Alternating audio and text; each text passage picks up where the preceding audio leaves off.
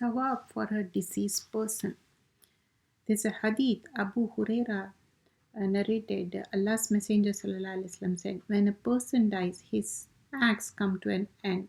Three things: ongoing charity, knowledge by which people benefit, or a righteous children who makes dua for him. This is in Muslim. So we learn this is the three things that will benefit a deceased person. So Rasulullah Sallallahu Alaihi Wasallam has narrated this hadith, and it is the righteous children who will make dua. But what are the different ways that can benefit the deceased person? So, ongoing charity. When you do charity, whether you spend the money for building a mosque, or whether you give money in hospital, or feeding the poor, feeding the orphans, digging the canal, or putting the water pumps, any kind of benefit regarding the water, supplying the water to people who don't have water, and that is a good reward a deceased person will get.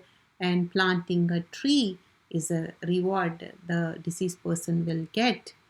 Not only that, propagating the deen, whether it's a masjid or the institutes, of course it should have the correct aqidah, and they are following Quran and Sunnah. That's ongoing charity. If a deceased person didn't do the Hajj, one should perform Hajjatul Badal. When you have done your own Hajj, then you can do it for your parents or grandparents. And regarding reading the Quran, there is not a single hadith which says to read the Quran and do sawab jariya for a deceased person. Khadija radiallahu anha, she died, but Prophet sallallahu alaihi wasallam never narrated that doing daswa, chaliswa, or barsi. There is no such thing. For for a deceased person, ongoing charity, it could be in any form, whether you spend the money, whether you do it by feeding the poor, orphan, needy person, or you are spending money for the poor people's marriage.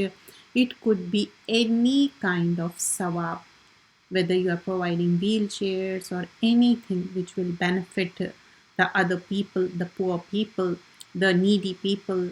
And start from your own relatives. Look at them, that you will get to reward for the relatives, and also the reward for the giving. And making dua, righteous children should make lot of dua, not only own children, grandchildren, and make lot of dua. And there is no such thing like collectively making dua.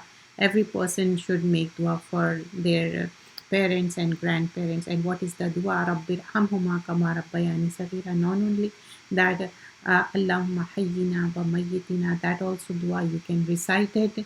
Make lot of dua for the deceased person, and whatever the deceased person taught the Quran and the Sunnah, they will get that reward.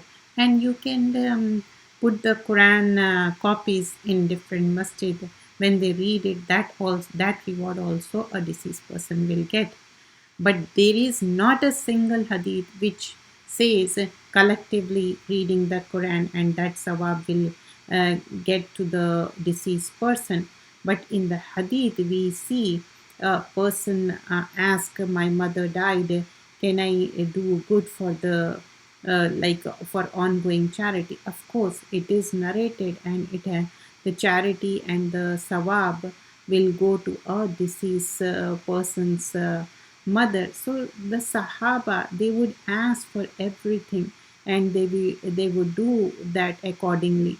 So when we see any kind of a narration in that, we should look for the authenticity. Anything regarding that, there is no such thing. When a person dies, all deeds come to an end except for three: ongoing charity, beneficial knowledge, and a righteous children.